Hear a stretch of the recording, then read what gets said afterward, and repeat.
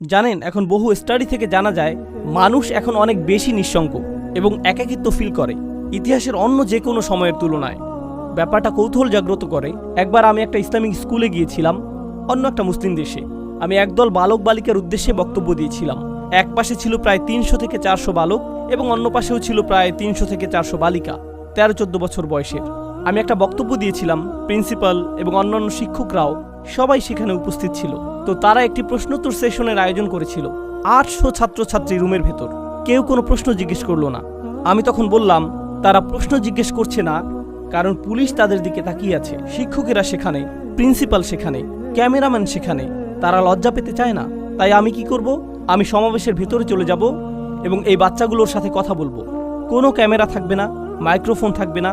আমি ভেতরে গেলাম ছাত্রীদের সেকশনে, শুধু ছাত্রীগুলোর সাথে কথা বলেছিলাম 2 ঘন্টা যাবত। তাদের প্রশ্নের যেন আর শেষ নেই। অন্য পাশে ছেলেদের সেকশনে আরও 2 ঘন্টা, তাদেরও প্রশ্নের কোনো শেষ নেই। আর সবচেয়ে কমন প্রশ্নটি ছিল, সব সময় একাকিত্ব ফিল করলে কি করব? যদি নিজের সরব উপস্থিতি না থাকে তখন কি করব? যদি কেউ আমাকে না দেখে? মানুষের এমন গভীর এক আকাঙ্ক্ষা আছে মাজকুর হওয়ার, যে এক টিনেজার অন্যান্য বন্ধুদের অনলাইনে দেখে, তখন ভাবে, আমার তো একটা অ্যাকাউন্ট নেই, আমার তো এত এত ফলোয়ার নেই, মানুষ তো আমাকে দেখছে না, আমি তো মাজকুর নই, আমার আরেকটা ছবি তোলা উচিত। না, ফিল্টার পরিবর্তন করি, না অন্য কিছু করা দরকার, ব্যাকগ্রাউন্ড পরিবর্তন করলে ভালো হবে, লাইটটা আর একটু ভালো হতে পারত। এরপর পোস্ট করে, কেউ একজন হার্ট ইমোজি দিল, কেউ একজন লাইক দিবে, আমি মাজকুর। যাক, আমার এখন উপস্থিতি আছে। আর যদি পোস্ট না করেন, যদি এক টুকটা পিজার ছবি পোস্ট না করেন, কোথায় দাঁড়িয়ে আছেন সেই ছবি, কোথায় দাঁড়িয়ে আছেন সেই ছবি, কোন পার্কে আছেন, আবু জেহেলের কোন উইজডম বা কোনো কিছু একটা, যদি এটা পোস্ট না করেন, তখন হঠাৎ মনে হয় আমি যে জীবিত আছি এটাও তো কেউ জানে না। তখন হয়ে পড়েন গায়রে মাজকুর, অনুল্লেখযোগ্য। যতকাল যাবৎ মহাবিশ্বের অস্তিত্ব আছে তার অধিকাংশ সময় জুড়ে এবং যতকাল যাবৎ মানুষের অস্তিত্ব আছে আপনি ছিলেন গায়রে মাজকুর। আর এমন একটি সময় দ্রুতই ঘনিয়ে আসছে যখন আপনি আর আমি কবরে শায়িত হব, আর কিছু মানুষ আমাদের কথা মনে রাখবে এবং তারা আমাদের জন্য কাঁদবে। এরপর সময়ের পরিক্রমায় আমরা আবার গায়রে মাজকুর হয়ে যাব। আমরা বিখ্যাত মানুষদের কথা মনে রাখি, আমরা ইসলামের ইতিহাসের বিখ্যাত আলেমদের কথা স্মরণ করি। আমরা স্মরণ করি যেমন ইমাম শাফিঈর কথা রাহিমাহুল্লাহ বা ইমাম আবু হানিফার কথা রাহিমাহুল্লাহ, কিন্তু তাদের তো বড় পরিবার ছিল, কেউ তো তাদের পরিবারের কথা স্মরণে আনে না। তাদের অনেকেই আমাদের নিকট এখন অদৃশ্য। আমরা শাসকদের কথা মনে করি না, সেই সময়ের সম্পদশালীদের কথাও আমরা মনে করি না, আমরা ভালো চেহারার মানুষদের কথাও স্মরণে আনি না, আমরা জনপ্রিয়দের কথাও স্মরণে আনি না, বিখ্যাত মানুষদের কথা অথবা তাদের কর্মের কথা আমরা স্মরণে আনি না। তারা বিস্মরণের অতল গহ্বরে তলিয়ে গেছে, তারা আবার অপ্রাসঙ্গিক হয়ে পড়েছে। আর আল্লাহ আমাকে আপনাকে শিক্ষা দিচ্ছেন, তোমরা এই জিনিসের পেছনে ছুটে চলছো প্রাসঙ্গিক হতে, স্মরণযোগ্য হতে, আলোচিত হতে, ফলোয়ারদের সাথে যুক্ত হতে। এই জিনিসটাই ছিল তোমার সবচেয়ে কামনীয়, কিন্তু তোমাকে তো মূলত গায়রে মাজকুর হিসাবে সৃষ্টি করা হয়েছে। খুব শীঘ্রই তুমি আবারও গায়রে মাজকুর হয়ে পড়বে, তারা পুনরায় অপ্রাসঙ্গিক অবস্থায় প্রত্যাবর্তন করবে।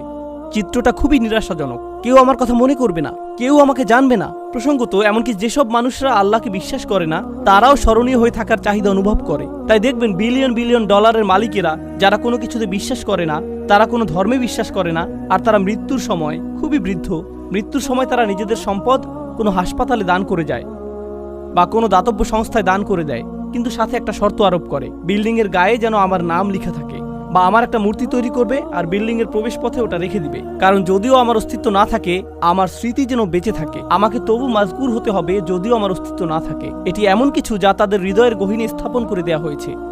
কিন্তু এই যে আকাঙ্ক্ষা, আল্লাহ একটি বাচ্চার ভেতরে এটি রেখেছেন, শিশুটির মনোযোগ পাওয়ার আকাঙ্ক্ষা, বা যে আকাঙ্ক্ষাটা আল্লাহ মানুষের ভেতরে রেখে দিয়েছেন, যা মাল্টি বিলিয়নিয়ার ডলারের সোশ্যাল মিডিয়া ইন্ডাস্ট্রির মূল চালিকা শক্তি। মানুষ যদি অন্যের মনোযোগ না চাইতো, সোশ্যাল মিডিয়ার জন্ম হতো না, এর অস্তিত্ব থাকতো না। এগুলো শয়তানি কোনো মেশিন না, এগুলো শুধু আমাদের আকাঙ্ক্ষাগুলো খেয়েই বেঁচে আছে। আমাদের এই আকাঙ্ক্ষাগুলো থাকার কারণেই এগুলো এদের মতো করে কাজ করতে পারছে, এগুলো আমাদের কার্যকলাপ খেয়েই টিকে আছে। ব্যাপারটা হলো, আল্লাহ কেন এই চাহিদাটা আমাদের ভেতরে রেখেছেন? এর উদ্দেশ্যটা কি? আমি কেন সর্বদা স্বীকৃতির অন্বেষণে থাকি? কেন এমন মনে হয়? কেন আমার ভেতরটা শূন্য মনে হয় যদি স্বীকৃতি না পাই? জানেন, আমি কিছু একটা ফিল করি, যদি মনে হয় আমার কোনো উল্লেখ নেই, কেমন যেন ফাঁকা ফাঁকা অনুভূত হয়। আর আল্লাহ নিজেই এই ব্যাপারটা বর্ণনা করেছেন পরের আয়াতগুলোতে। তিনি বলেন, ইন্না হাদাইনাহুস সাবিলা ইম্মা শাকিরা ওয়া ইম্মা কাফুরা। আমি তাকে পথ দেখিয়েছি, একটা পথ। আল্লাহ প্রতিটি মানুষের ভেতরে প্রোগ্রাম করে দিয়েছেন যে তারা এই জীবনে একটি সফরে আছে, এখন এই সফরের একটি অংশ হলো উপলব্ধি করেন বা না করেন, আপনি সেই সফরে এমনিতে আছেন। ইন্নাকা কাদিহুন ইলা রব্বিকা কাদহান ফামুলাকিহি। প্রতিটি দিন অতিক্রান্ত হয়ে যাচ্ছে। জীবন একটি সফর। প্রতিটি মানুষ মৃত্যুর দিকে এক পা দুপা করে এগিয়ে যাচ্ছে। আমাদের প্রত্যেক দিন আগের দিনের চেয়ে মৃত্যুর আরেকটু নিকটে। সেই ভ্রমণ স্বয়ংক্রিয়ভাবে এগিয়ে চলছে। এখানে আমার আপনার কোনো নিয়ন্ত্রণ নেই। আল্লাহ ইতোমধ্যে এটা ঠিক করে দিয়েছেন। কিন্তু এছাড়াও রয়েছে আরেকটি সফর। আমার জীবনের সফর নয়, বরং আমার হৃদয়ের ভেতরের এবং আমার মস্তিষ্কের ভেতরের সফর। আল্লাহ চান আমরা যেন আল্লাহর দিকে প্রত্যাবর্তন করার একটা সফর করি। আমরা আল্লাহর কাছ থেকে এসেছি, আমরা আল্লাহর জন্য। আর আল্লাহ চান আমরা যেন ইচ্ছে করেই আল্লাহর পথের দিকে ফেরার একটা সংকল্প করি। আমাদের মাথায়, আমাদের অন্তরে, কিন্তু আমাদের মন অন্য কারো কাছ থেকে স্বীকৃতি পাওয়ার নেশায় বুঁদ হয়ে আছে। এটা অন্য মানুষদের কাছে গ্রহণযোগ্যতা পেতে চায়। কিন্তু আল্লাহ চান আমাদের হৃদয় এবং মস্তিষ্ক যেন সবার আগে আল্লাহর কাছে স্বীকৃতি খোঁজে। আল্লাহর কাছে স্বীকৃতি খোঁজে। আমার রব কি আমার প্রতি খুশি? আমার রব কি আমার ভালো কাজটির দিকে তাকিয়ে খুশি হয়েছেন? আমার এই সেবা দেখে কি আমার রব খুশি হয়েছেন? আমি কি আমার জীবন এমনভাবে অতিবাহিত করেছি যে একদিন যখন এই ভ্রমণের সমাপ্তি হবে তখন তার সাথে আমার সাক্ষাতের সুযোগ হবে? তিনি বলেন ইম্মা শাকিরান। আল্লাহ মানুষকে এই সফরে এগিয়ে যাওয়ার সামর্থ্য দিয়ে সৃষ্টি করেছেন। আপনি আমাদের প্রত্যেকের জন্য রয়েছে দুইটি পছন্দের বিষয়। হয় আমরা কৃতজ্ঞ অথবা আমরা চরম অকৃতজ্ঞ। ইম্মা শাকিরান ওয়া ইম্মা কাফুরা। চলুন সাধারণ ভাষায় কৃতজ্ঞতার অর্থ বোঝার চেষ্টা করি কিছুটা। যদি আমি আমার ছেলেকে একটি বাইসাইকেল কিনে দেই আর সে বলল থ্যাংক ইউ, ধন্যবাদ বাবা, আমি তাকে বাইসাইকেল কিনে দিলাম, কিন্তু সে জীবনেও এটাতে চড়েনি। সে বাড়ির এক পাশে এটি ফেলে রাখলো, কাপড় দিয়ে মুড়িয়ে রাখলো। এখন ওই থ্যাংক ইউর কোনো অর্থ নেই। কেন? কারণ সে যদি সাইকেলটি প্রতিদিন চালাতো, পরিষ্কার করত, প্রতিদিনের যত্ন নিত, তখন আমি বলতাম আমার ছেলে সাইকেলের জন্য কৃতজ্ঞ। কিন্তু সে যদি কখনো এটি ব্যবহার না করে ফেলে রাখে, সে যতই সাইকেলের জন্য ধন্যবাদ দিক না কেন, এটা কোনো ব্যাপার না। সাইকেলটা যে পড়ে থেকে ধুলাবালি সংগ্রহ করছে, তাই তার কথাগুলো ফাঁকা বুলি ছাড়া আর কিছুই না। এর নাম কৃতজ্ঞতা নয়। সহজে বোঝা গেল তো? যখন আল্লাহ আমাকে হেদায়েত দিয়েছেন, আল্লাহ আমাকে এই জীবনের একটি লক্ষ্য দিয়েছেন, আর আল্লাহ বলছেন তুমি কি এই হেদায়েতের জন্য কৃতজ্ঞ হবে? আমি কি সেই হেদায়েতের জন্য কৃতজ্ঞ হব নাকি হব না? তার মানে আল্লাহ আমাকে যা দিয়েছেন, যদি আমি তা ব্যবহার না করি, যদি আমি তা জীবন চলার পথে কাজে না লাগাই, তখন আমি যত খুশি আলহামদুলিল্লাহ বলতে পারি, এটা অর্থহীন। আমি তো উপহারটি ব্যবহার করছি না, আমি কোনোভাবেই এটি কাজে লাগাচ্ছি না। এটাই হলো ইম্মা শাকিরান ওয়া ইম্মা কাফুরা। অসাধারণ সুন্দর একটা ব্যাপার আছে যেদিকে আমি আলোচনার মোড় ঘুরিয়ে নিতে চাই। জানেন, এই একই সূরাতে, সূরাতুল ইনসানে পরের দিকে একেবারে সমাপ্তিতে আল্লাহ বর্ণনা করছেন, না বরং শেষের অংশে আল্লাহ জান্নাতি মানুষদের বর্ণনা দিয়েছেন। আল্লাহুম্মা আদখিলনা ফি জান্নাতিক। দোয়া করছি আল্লাহ যেন আমাদের তার জান্নাতে প্রবেশ করান। আমরা যখন আল্লাহর জান্নাতে প্রবেশ করব, পরিশেষে এমন একটা সময় আসবে আল্লাহ যার বর্ণনা দিয়েছেন এভাবে তার প্রতি বিশ্বাসীদের পোশাক পরানো হবে বিশেষ ধরনের, হুল্লু আসাউরা মিন ফিদ্দাহ, তাই না? তিনি বলছেন আলিয়াহুম সিয়াবু সুন্দুসিন খুদরুম ওয়া ইস্তাবরাক ওয়া হুল্লু আসাউরা মিন ফিদ্দাহ। তাদেরকে বিভিন্ন ধরনের সিল্কের তৈরি পোশাক পরানো হচ্ছে, হাতে বিশেষ ধরনের ব্রেসলেট পরানো হচ্ছে। মনে করতে পারেন রোলেক্স ঘড়ির মতো কিছু।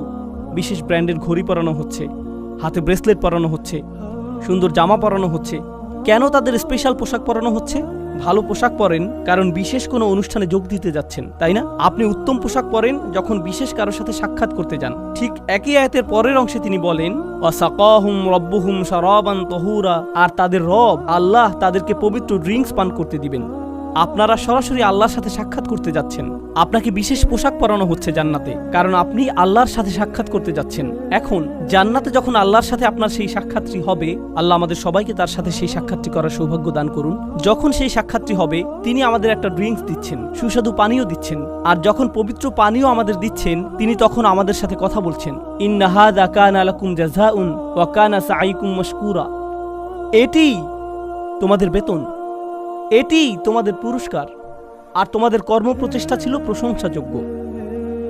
তোমাদের চেষ্টাগুলো স্বীকার করে নেওয়া হলো। অর্থাৎ মানুষকে সৃষ্টি করা হয়েছে উল্লেখের অযোগ্য করে।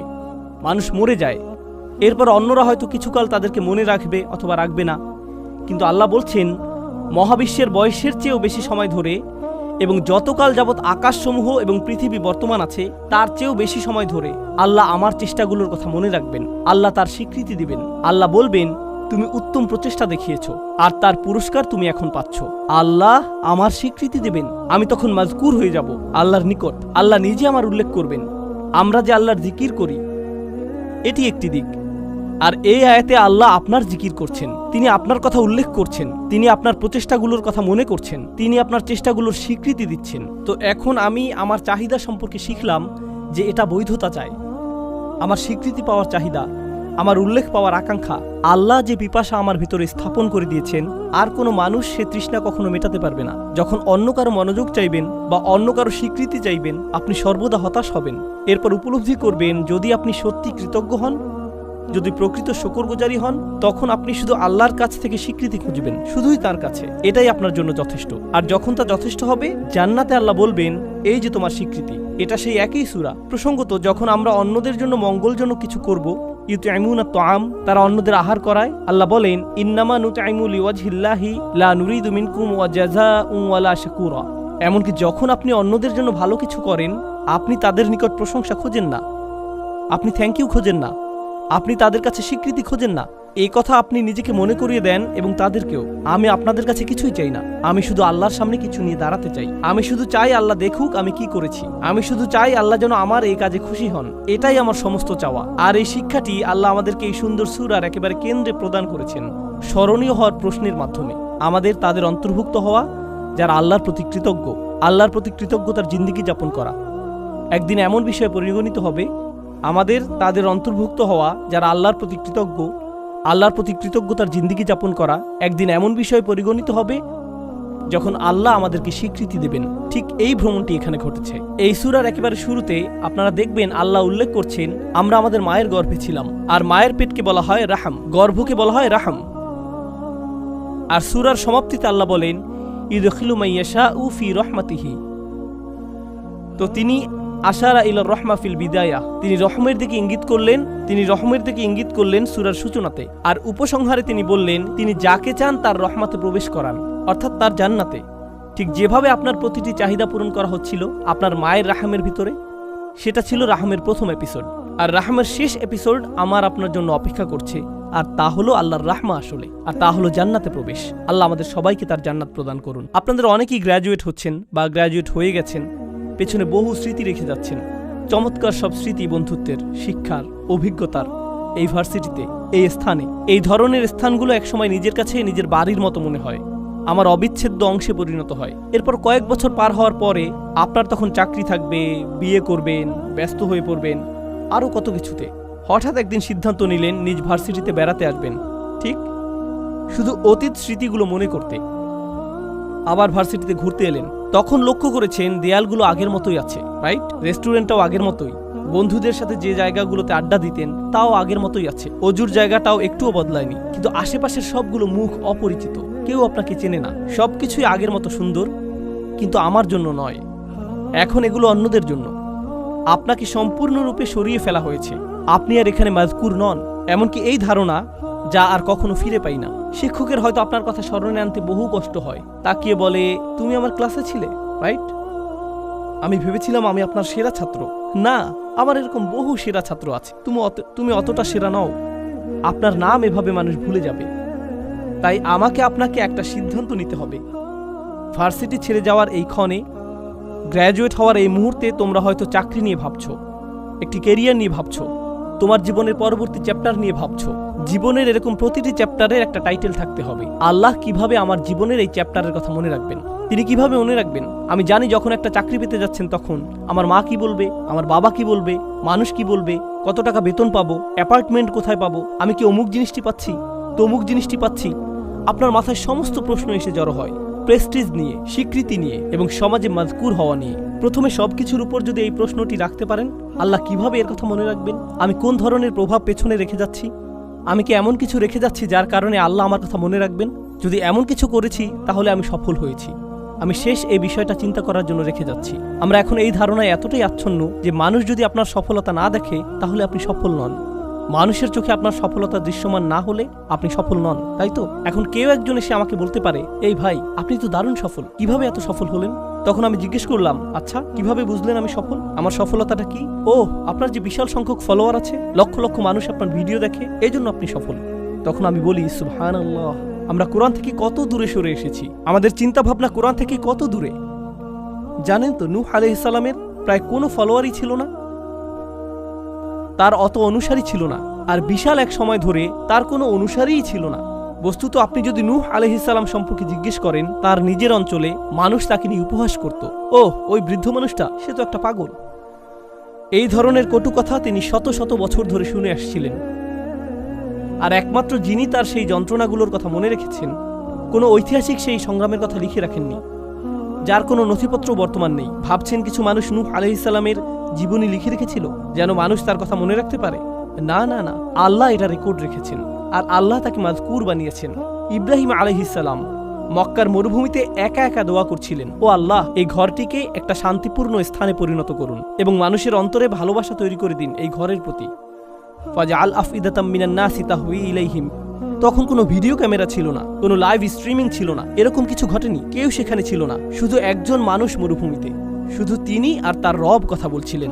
তিনি কোনো রাজা ছিলেন না, তিনি সম্পদশালী কোনো ব্যক্তি ছিলেন না, তার কোনো লিপিকার ছিল না যে আগামী দিনের জন্য এই ইতিহাসগুলো লিখে রাখবে। জানেন, মিশরীয় প্রাচীন প্রাসাদগুলোতে রাজাদের ঐতিহাসিক চিত্র, তাদের ফরমানসমূহ এবং দেয়ালগুলোতে প্রচুর লিখনি পাওয়া গিয়েছে। আমরা কিন্তু ওই লেখকদের নামও জানি না, আমরা শুধু জানি তারা কিছু মানুষকে অর্থ করে দিয়েছিল ওই দেয়াল লিখনের জন্য। কেউ তো ইব্রাহিম আলাইহিস সালামের জন্য কিছু লিখে রাখেনি। তবুও আজকের দিনেও আমরা ইব্রাহিম আলাইহিস সালামের জিকির করছি। প্রতি বছর হজের সময় আমরা তার কর্মবহুল ও বর্ণাঢ্য জীবনের কথা স্মরণ করছি, আর আমরা আমাদের সমগ্র দিনকে বলি মিল্লাতা আবিকুম ইব্রাহিম। আমি কি বোঝাতে চাচ্ছি? মানুষকে গায়রে মাজকুর হিসেবে সৃষ্টি করা হয়েছে। ইতিহাসের অধিকাংশ সময় জুড়ে আমাদেরকে অস্মরণীয় করে রাখা হয়েছে। হ্যাঁ, আমরা অতিশয় সামান্য কিছু সময় এই দুনিয়াতে বেঁচে থাকি, সেই সময়ের পরে আমরা গায়রে মাজকুর হয়ে পড়তে পারি। আপনি হয়তো এই বিশ্ববিদ্যালয়ে গায়রে মাজকুর হয়ে পড়তে পারেন পরের বছরই। তো এটাই আমার আপনার জীবনের বাস্তবতা। আপনি যদিও কারো প্রচুর উপকার করেন, বছরখানেক পরেই সে ভুলে যেতে পারে তুমি আমার জন্য কি করেছো। শুধুমাত্র একজনের কাছে আপনি চিরকালের জন্য মাজকুর থাকবেন, আর তিনি হলেন আল্লাহ আজ্জা ওয়া জাল্লা। তাই আল্লাহ তাআলা বলছেন, আল ইয়াওমা নানসাকুম কামা নাসিতুম লিকা ইয়াউমিকুম হাযা। কিছু মানুষকে সেদিন তিনি বলবেন, আজ আমি তোমাদেরকে ভুলে যাব, আজ আমি তোমাদেরকে ভুলে যাব, যেমন করে তোমরা এই দিনের সাক্ষাৎকে ভুলে গিয়েছিলে। এখন পছন্দ আমাদের, আমরা কি তাদের অন্তর্ভুক্ত হতে চাই আল্লাহ যাদেরকে ভুলে যাবেন কিন্তু মানুষ মনে রাখবে, নাকি আমরা তাদের অন্তর্ভুক্ত হতে চাই আল্লাহ যাদের কথা মনে রাখবেন আর মানুষ তাদের মনে রাখুক বা না রাখুক তাতে কিছু যায় আসে না।